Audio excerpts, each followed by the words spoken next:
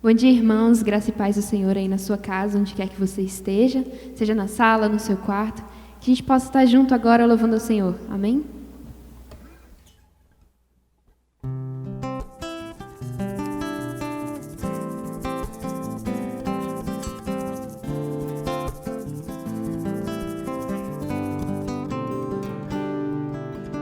Vem, sopra sobre nós teu sopro, reunidos neste ajuntamento, pois santifica este momento, com a tua igreja que é o teu povo, faz teu rio de paz correr no meio destes que por fé vivem dizer-te, e a uma voz oferecer-te seus louvores, súplicas e anseios. Tu és o Senhor de toda glória, hoje e sempre como foste outrora, no correr da história, revelando seu amor. Deus bendito, Rei e Salvador. Deus bendito, Rei e Salvador. Faz teu rio. Faz teu rio de paz correr no meio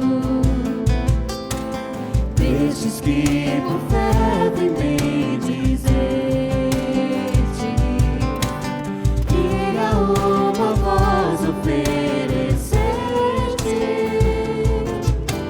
seus louvores, súplicas e anseios.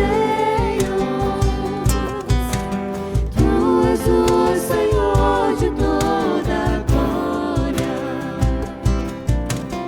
hoje e sempre como foste outrora, no correr da história, revelando seu amor. Deus bendito, Rei e Salvador. Deus bendito, Rei e Salvador. Tu és o Senhor. Tu és o Senhor de toda glória, hoje e sempre como foste outrora, no correr da história, revelando seu amor. Deus bendito, Rei e Salvador. Deus bendito, Rei e Salvador. Deus bendito, Rei e Salvador.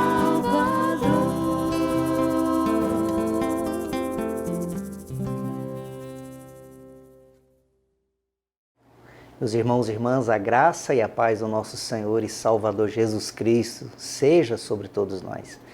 Continuamos os nossos estudos nos Atos dos Apóstolos, hoje especificamente, capítulo 18, os versos 1 a 17, a presença de Paulo na grande cidade de Corinto. Por isso o título dessa mensagem é Um Grande Evangelho para uma Grande Cidade. Antes de nós lermos o texto e conversarmos sobre o que ele nos ensina, vamos orar, pedindo ao Senhor que nos abençoe. Obrigado, Senhor, pelo teu grande amor por nós, obrigado por esta palavra que o Senhor nos dá, a palavra que é vida, a palavra que é cura, a palavra que é esperança, a palavra que é salvação. Pedimos-te, Senhor, que abra os nossos ouvidos, nosso entendimento e faça com que essa palavra possa nos transformar, nos renovar, nos curar, nos abençoar. Precisamos tanto de Ti, Senhor, precisamos tanto da presença do Teu Espírito Santo a iluminar a nossa mente, coração, para que possamos compreender a Tua palavra, mas não apenas compreendê-la, mas vivê-la na integralidade da nossa vida. Em nome de Jesus que nós oramos, o nosso Senhor e nosso Salvador, hoje e sempre. Amém. texto, então, do capítulo 18, verso 1 a 17 de Atos, nos diz assim, versículo 1. Depois disso, deixando Atenas, Paulo foi a Corinto. No último domingo, nós vimos a presença de Paulo em Atenas. Paulo pregou, falou no Areópago, conversou com os filósofos a respeito da fé cristã, mas Paulo foi ironizado, rejeitado, embora a sua mensagem, a sua proclamação do Evangelho tenha promovido o resultado. Algumas pessoas se converteram, e embora nós não saibamos sobre uma igreja instituída em Atenas, sabemos sim que na cidade de Atenas havia um grupo de cristãos que se converteram, de irmãos que se converteram com a pregação do apóstolo Paulo naquela ocasião. Paulo deixa Atenas e vai para Corinto. Eu quero parar um pouquinho para a gente conversar um pouco sobre essa cidade de Corinto. Corinto era uma das 3 maiores cidades do Império Romano, uma cidade importantíssima para o Império Romano, e nós vamos conversar um pouquinho para compreender um pouco essa cidade, entender o que é essa cidade e também a importância dessa igreja.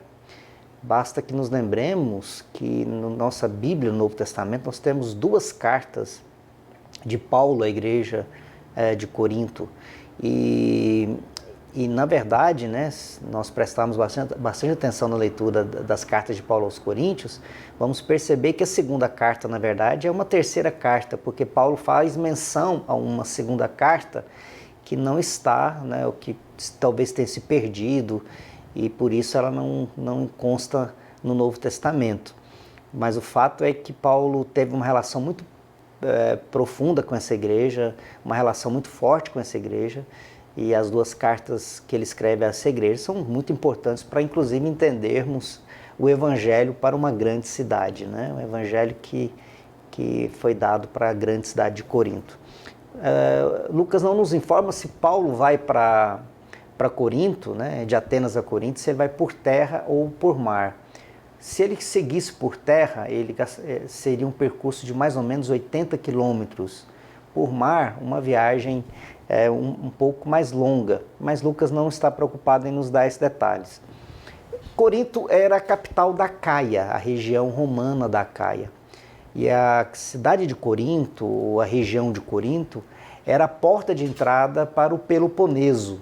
Se você estudou um pouco a história antiga, você tinha a península do Peloponeso, que ficava ligada à parte continental da Grécia, por um istmo, E esse istmo, que é essa faixa de terra que une um continente com uma península, essa faixa de terra, chamada istmo, que liga um continente a uma península, é chamada de istmo, exatamente nesse istmo é que estava a cidade de Corinto. Então, para você sair do continente grego, e para ir para a região do Peloponeso, você passava pela cidade de Corinto, que era essa importante entrada.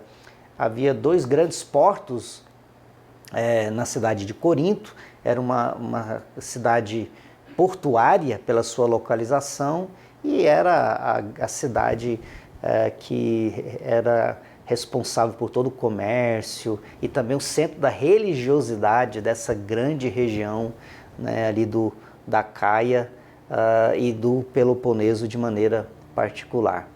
A cidade de Corinto foi destruída completamente pelos romanos em 146 a.C. Os romanos destruíram a cidade de Corinto porque ela representou uma resistência à dominação romana. Os romanos a destruíram completamente. Somente em 46, quer dizer, 100 anos depois, o imperador Júlio César reconstrói a cidade de Corinto, enviando para lá uma grande quantidade de italianos, moradores da cidade de Roma, e ali constrói essa cidade, tornando a cidade de Corinto a capital da região da Caia. Como o pastor já disse, era uma importante cidade comercial, Era também conhecida pelos vários templos religiosos e também era conhecida pela sua licenciosidade sexual e moral. Até um termo era usado na época, né, do auge de Corinto, né, da cidade de Corinto, que era corintianizar. Esse termo era utilizado para falar de uma vida sem regras, uma vida sem moral, uma vida sem limites. William Barclay diz assim: dominando a Corinto estava a colina de Acrópolis. Não era só uma fortaleza, era um templo de Afrodite. Em seus grandes dias, esse templo tinha 1000 sacerdotisas da deusa, que ao mesmo tempo eram prostitutas sagradas e que ao anoitecer desciam à cidade para oferecer o seu comércio. Existia um provérbio: nem todos podem custear uma viagem a Corinto. O que Barclay está basicamente nos apontando, né, é essa importância, especialmente de um dos templos de Corinto, um dos muitos templos de Corinto, que era o templo dedicado a Afrodite, que é como a deusa do amor, né, tinha essas mais de 1000 prostitutas cultuais, sacerdotisas, que ofereciam o seu serviço sexual para a população. Para você entender um pouquinho como é que era a cidade de Corinto, né? Corinto era uma cidade de navegadores, de mercadores marítimos, e não nos surpreende que Poseidon, o deus grego do mar, que os romanos chamavam de Netuno, fosse adorado ali. F.W. Ferrar imaginou suas feiras repletas de produtos estrangeiros e escreveu assim: bálsamo da Arábia, papiro do Egito, tâmaras da Fenícia, marfim da Líbia, tapetes da Babilônia, pelo de cabra da Cilícia, lã da Licaônia, escravos da Frígia. Paulo deve ter reconhecido sua importância estratégica. Se partindo de Corinto o comércio se espalhava em todas as direções, o mesmo poderia acontecer com o Evangelho. John Stott escreve assim: a promiscuidade sexual de Corinto era proverbial a ponto de corintiazomai significar praticar imoralidade e corintiastes ser sinônimo de meretriz. Corinto era a feira das vaidades do Império Romano. E para a gente entender um pouco a dimensão, né, dessa cidade, o tamanho dessa cidade, é só a gente fazer alguns parâmetros. Atenas tinha pouco mais de 10.000 habitantes. Éfeso, uma das grandes cidades da Ásia Menor, tinha cerca de 500.000 habitantes na época de Paulo. Corinto, na época de Paulo, alguns estudiosos, tinha entre 700 e 800 mil pessoas. 1000 habitantes, né? Então imagina, hoje uma cidade de 700, 800 mil habitantes já é uma grande cidade. Imagine isso lá por volta de 51, 52, que quando foi o tempo exato que Paulo esteve na cidade de Corinto. Versículo 2, lá nessa cidade de Corinto, encontrou um judeu chamado Áquila, natural do Ponto, recentemente chegado da Itália, com Priscila, sua mulher, porque o imperador Cláudio havia decretado que todos os judeus deviam sair de Roma.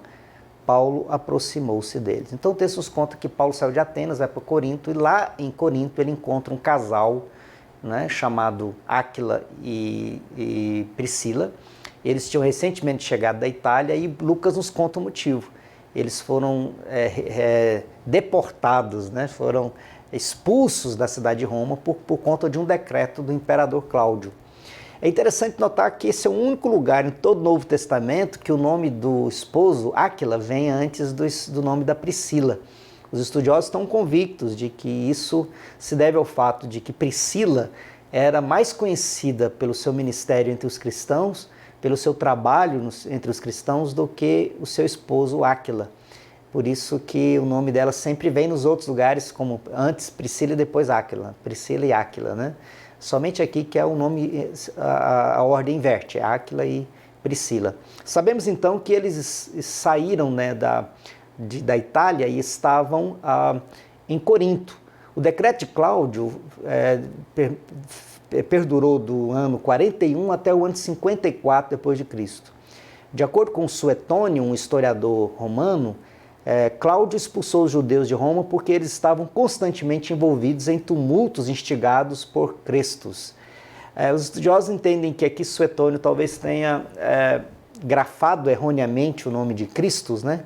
E a lógica seria o seguinte: que Cláudio fez esse decreto para expulsar os romanos, os judeus de Roma, por conta de que os discípulos de Crestos, ou por causa de Crestos, ou Cristos, os judeus estavam em confronto, né? Havia então um confronto entre os judeus por conta do nome ou por conta de Cristos, né? O texto então nos conta que ele se une a Áquila e Priscila, e por conta do período em que Gaio está como procônsul da Acaia, que nós vamos ver daqui a pouco sobre ele, e de igual maneira o período em que foi decretado, né, a expulsão dos judeus de Roma, nós temos um dos poucos lugares, né, de Atos que nós temos a condição exata de definir o momento em que isso aconteceu. Então isso deve ter acontecido por volta de 51 a 54. Esse período exato, alguns vão dizer que é 51 ou 52, mais exatamente, porque alguns entendem que nesse período que o Gaio era o procônsul da Acaia. Então, ele se reúne, né, Paulo se une a Áquila e Priscila, porque diz o texto que eles eram artesãos como Paulo, né, e eles ali começam a trabalhar na cidade de Corinto, na pregação do Evangelho e também cuidando um do outro.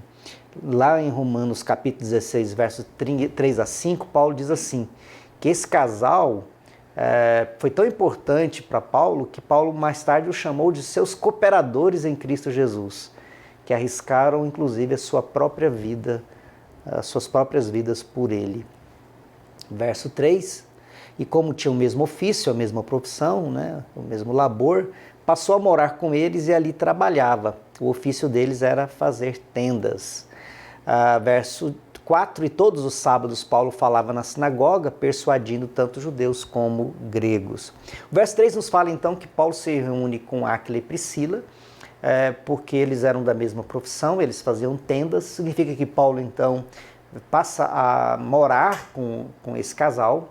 Nós não sabemos quantas pessoas moravam na casa de Priscila e Áquila, porque o Lucas não está interessado em dar esses detalhes, mas o fato é que Paulo está trabalhando junto com Priscila e Áquila, que também eram artesãos, fazedores de tenda. Aqui os estudiosos entendem que possivelmente eles trabalhavam com couro, já que as tendas eram feitas de peles de animais, né, mas poderiam fazer também outros tipos de trabalho com couro, como celas para animais, né, outros pequenos produtos feitos de couro. O versículo 4 nos fala que todos os sábados Paulo falava na sinagoga, persuadindo tanto judeus como gregos. O que Paulo falava, né? O que o texto parece nos dar a entender é que durante os outros dias da semana Paulo trabalhava junto com Áquila e Priscila, e aos sábados, o dia que os judeus se reuniam na sinagoga, Paulo se dirigia à sinagoga para proclamar o Evangelho. 1 Coríntios capítulo 2, verso 2 e 3, Paulo diz qual era o conteúdo dessa pregação. Porque decidi nada saber entre vós, senão a Jesus Cristo e este crucificado.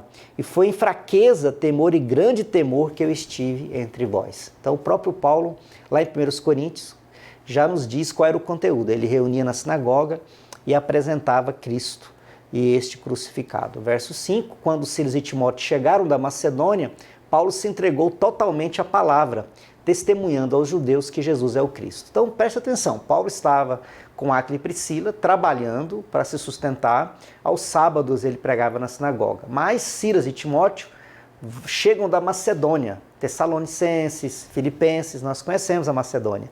A região da Macedônia é Tessalônica, Filipos. E Timóteo e Silas chegam da Tessalônica e Filipos, né, da região da Macedônia, e trazem um presente para Paulo, né? Isso que nós vamos ouvir da própria boca de Paulo, porque Paulo fala sobre essa vinda de Timóteo na sua primeira Tessalonicenses, primeira carta aos Tessalonicenses, capítulo 3, versos 6 e 7, Paulo fala sobre esse evento. Olha só, agora porém, com o regresso de Timóteo, vindo do meio de vocês, trazendo-nos boas notícias a respeito da fé e do amor que vocês têm, e ainda de que sempre guardam grata lembrança de nós, desejando muito nos ver, como aliás também nós temos vontade de ver vocês. Sim, irmãos, por isso ficamos animados a respeito de vocês, pela fé que vocês têm, apesar de toda a nossa necessidade e tribulação. Então lá na sua carta aos Tessalonicenses, Paulo fala sobre essa chegada que lá em Atos nos conta, Lucas, né? Da chegada de Timóteo lá em Corinto. Então ele escreve de Corinto essa carta aos Tessalonicenses. Já sabemos mais ou menos a data, 51, 52, né? Veja só que quando ele escreve essa carta, né, ele continua também segundo aos Coríntios. Ele fala sobre esse momento, ó, 2 Coríntios 11, 9. Estando entre vocês, ao passar por privações, não me fiz pesado a ninguém. Por quê? Porque estava trabalhando junto com Áquila e Priscila. Mas porque também os irmãos, quando vieram da Macedônia, supriram o que me faltava. Então o que Paulo escreve aos 2 Coríntios, falando desse momento de privação? Que quando os irmãos chegaram da Macedônia, trouxeram um suprimento, uma oferta, que tornou possível que Paulo pudesse se dedicar integralmente à pregação. Com essa provisão, né, com esse recurso, Paulo pôde se dedicar exclusivamente à proclamação do Evangelho, ou à missão que Deus havia dado para ele. Verso 6, como eles se opuseram e blasfemaram, Paulo sacudiu as roupas e disse-lhes que o sangue de vocês caia sobre a cabeça de vocês. Eu estou limpo dele e a partir de agora vou para os gentios. Paulo repete aqui a mesma expressão, o mesmo ato, né, de falar que não vai mais pregar para os judeus, mas vai voltar para os gentios, algo que ele já tinha feito lá em Antioquia da Psídia, lá no capítulo 13, nos versos 46 e 51. Paulo já tinha dito que ele pregaria para os gentios e não pregaria mais para os judeus. Agora ele repete isso. Os estudiosos dizem, especialmente Daniel Margerato, que Paulo repetidamente fala, né, que ele vai pregar para os gentios, mas ele sempre volta a pregar também para os judeus. Isso demonstra um fato de que esse evangelho não é apenas exclusivamente agora para os gentios, mas Paulo continua compreendendo que esse evangelho também é para os judeus. E Paulo vai escrever isso aos romanos, né? Que ele queria que todos os da família da fé pudessem chegar, quer dizer, todos os judeus pudessem chegar ao pleno conhecimento de Cristo. Versículo de número 7, saindo dali, entrou na casa de um homem chamado Tício Justo, que era temente a Deus.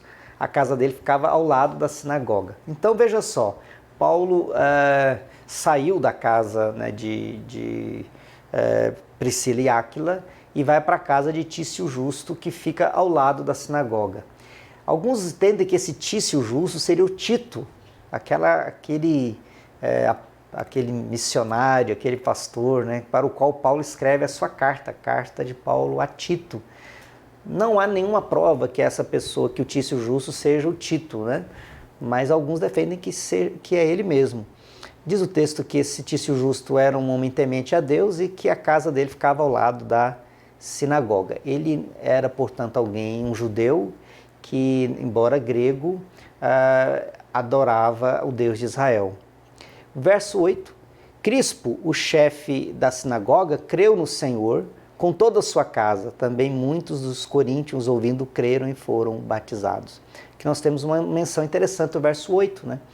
Que Paulo vai então para a casa do Tício, ao lado da sinagoga, e possivelmente esse contato ali mais direto com a sinagoga faz com que o próprio chefe da sinagoga se converta à fé cristã, bem como muitos coríntios que creram e foram batizados.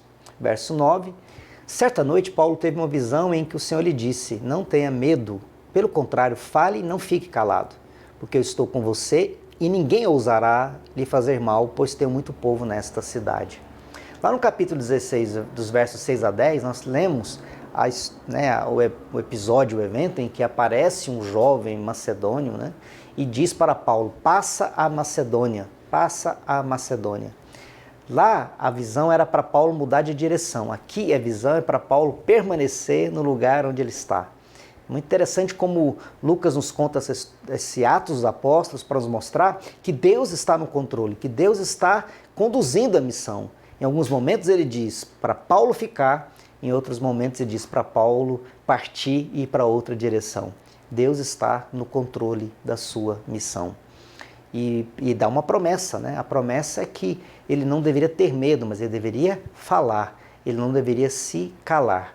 Aqui é uma advertência para uma situação que vai acontecer. Paulo poderá sentir medo e poderá desejar não falar. Ou como aconteceu em Atenas, parar de falar e sair. Aqui não, aqui ele deve continuar falando, ele deve continuar pregando, e o texto diz que, né, com todas as letras, a promessa é que Deus tem muito povo nessa cidade, que tem muitas vidas que Deus tem ali em Corinto, e que nada de mal vai acontecer. Que não é por óbvio uma palavra, né, dizendo que Paulo não vai passar nenhuma aflição, nenhuma tribulação. Nós veremos que ele passará por isso. Mas o texto está dizendo que Deus vai guardá-lo. Versículo 11. Assim Paulo permaneceu em Corinto 1 ano e 6 meses, ensinando entre eles a palavra de Deus. Verso 12. Quando Gálio era procônsul da Acaia, os judeus de comum acordo se levantaram contra Paulo e o levaram ao tribunal, dizendo: este homem quer persuadir as pessoas a adorar a Deus de um modo contrário. Então nós sabemos que Paulo está em Corinto quando Gálio era procônsul da Acaia. Por conta dessa menção a Gálio, nós temos aí uma percepção muito clara de quando é que Paulo estava em Corinto, por volta de 51, 52, né, da era cristã, por óbvio. Gálio era irmão do filósofo Sêneca, o grande filósofo Sêneca. E Gálio foi tutor e mais tarde conselheiro do Nero, do imperador Nero. Para você ver a importância do Gálio, porque a Caia era uma região importantíssima para o Império Romano. E ele foi colocado ali como procônsul por conta da sua capacidade, por conta da sua relação com os imperadores. Como ele era tutor de Nero, quando Nero se transforma em imperador, Nero o chama para ser o seu conselheiro. E é exatamente por conta desse período que ele está na Caia como procônsul, é que nós sabemos exatamente quando Paulo esteve em Corinto, né? E o texto nos conta que eles vão até o Gálio, né, com essa palavra, né, de que Paulo estava tentando persuadir as pessoas a adorar a Deus de um modo contrário à lei. Só que aqui é meio confuso, né? Contrário a que lei? A lei mosaica, a lei de Moisés, ou a lei dos romanos, né?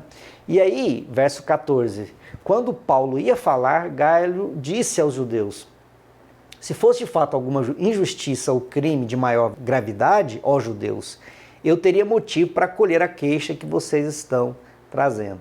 Então, o Gálio não permite que Paulo fale, né? Ele não permite que Paulo se pronuncie. Ele já diz: eu não estou vendo nenhuma injustiça e não estou vendo nada de grave demais para poder gastar meu tempo para julgar ou para interferir nisso. Isso é uma coisa de vocês, essa queixa que vocês estão trazendo. Verso 15, mas como é uma questão de palavras, de nomes e da própria lei de vocês, resolvam isso vocês mesmos. Eu não quero ser juiz dessas coisas. E os expulsou do tribunal. Então Gálio aqui toma uma atitude de simplesmente dizer que isso que vocês estão trazendo a mim é coisa da lei de vocês, das palavras e nomes de vocês. Ele estava dizendo, né, palavras aqui, discussões filosóficas, doutrinárias, religiosas e nomes, né? Eles estavam acusando Paulo de pregar sobre Jesus, né? E Gálio diz: olha, essas questões de nomes, de palavras, é coisa da lei de vocês, eu não vou interferir nisso. Eu não quero ser juiz disso. Isso os expulsou ali do tribunal. O que Gálio está dizendo, em outras palavras, é que o caso não tem qualquer importância diante da lei romana e ele não vai interferir nessas questões da religiosidade judaica. Veja que aqui fica claro que para o Império Romano, o cristianismo, ou aqueles que seguiam Cristo, eram também parte da grande religião judaica. Não havia separação entre judaísmo e cristianismo, né? Os romanos entendiam como uma coisa só. Verso 17, então todos agarraram Sóstenes, o chefe da sinagoga, e começaram a espancá-lo diante do tribunal. Gálio, todavia, não se incomodava com estas coisas. Sóstenes era o substituto do Crespo na chefia da sinagoga, né? E a questão é por que ele é atacado. Quem ataca? Lucas não deixa claro quem é que atacou Sóstenes. Por que atacaram Sóstenes? Há duas teorias. Que os próprios judeus tenham atacado Sóstenes, porque Sóstenes, o chefe da sinagoga, também havia se convertido à fé cristã ou estava, de alguma maneira, já pronto a aceitar a fé cristã. Essa é uma teoria que eles aproveitam o momento e espancam Sóstenes. Outros vão entender que se trata dos não judeus, mas de Corinto, que aproveitam a situação e escolhem o Sóstenes como chefe da sinagoga para levar uma borra de uma surra, né? O texto nos conta, verso de número 17, que Galho, vendo essa cena, não se incomodou. Ele mostra uma indiferença com esse espancamento, com essa tentativa de matar o próprio Sóstenes, né? Porque também Galho representa esses romanos, esse conceito romano de que os judeus é uma sub-raça, que os judeus só dão problema, que os judeus são um grande problema para o Império Romano. E aqui, mais uma vez, esse texto demonstra como era a visão dos judeus pelos romanos. Galho representa isso, né? Ele está demonstrando pouca importância para esse povo e o que acontece com eles, com os judeus, né? Vamos conversar um pouquinho sobre o que esse texto nos conta? Primeiro, como Deus guardou Paulo em Corinto? Note que não apenas o cuidado de Tício, justo, ou a oferta trazida por Timóteo e Silas, mas igualmente a expulsão dos judeus de Roma e o julgamento de Gaio, ou Gálio, né? As duas expressões aparecem, às vezes Gaio, às vezes Gálio.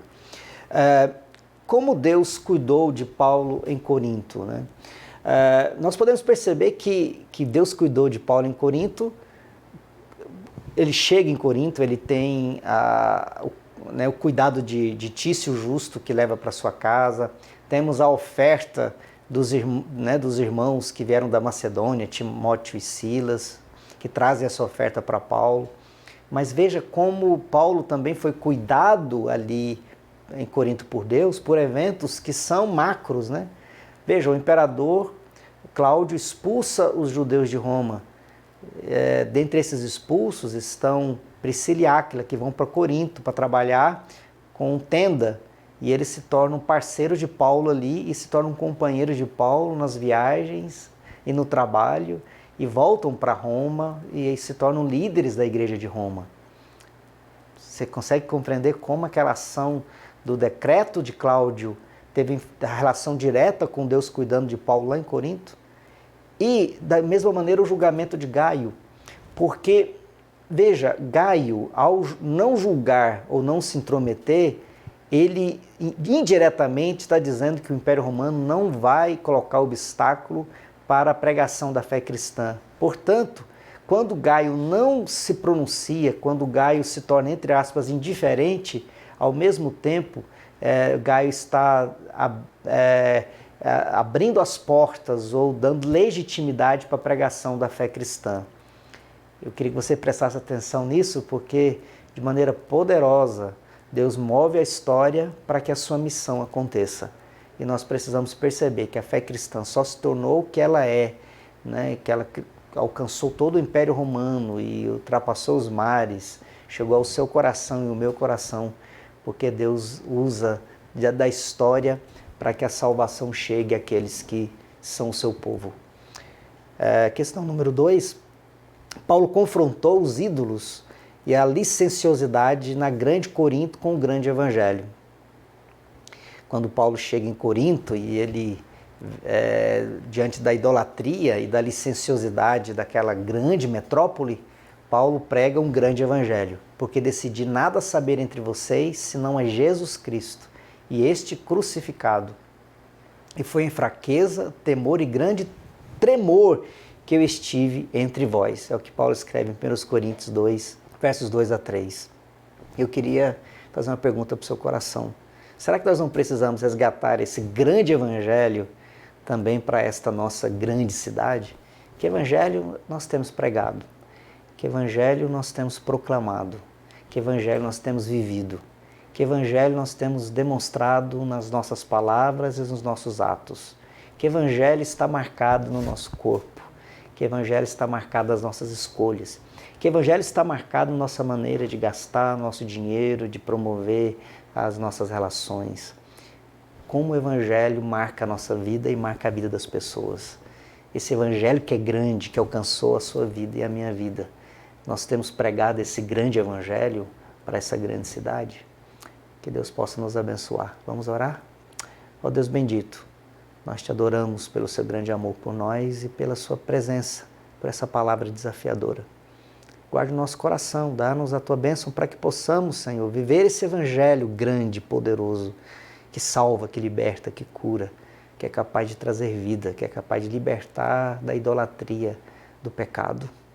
Oh, Deus bendito, abençoe a nossa cidade, o nosso país, acima de tudo, para que esse evangelho do Cristo crucificado, desse Cristo que morreu na cruz, desse Cristo que é pregado não com outra maneira, senão por aqueles que com fraqueza e tremor pregam, demonstram, testemunham.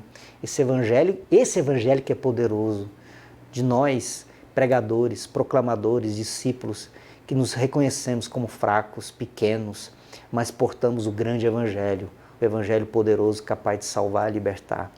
Que esse evangelho não saia dos nossos lábios, que esse evangelho marque a nossa história, que esse evangelho marque a nossa vida, que esse evangelho seja a expressão do que nós somos.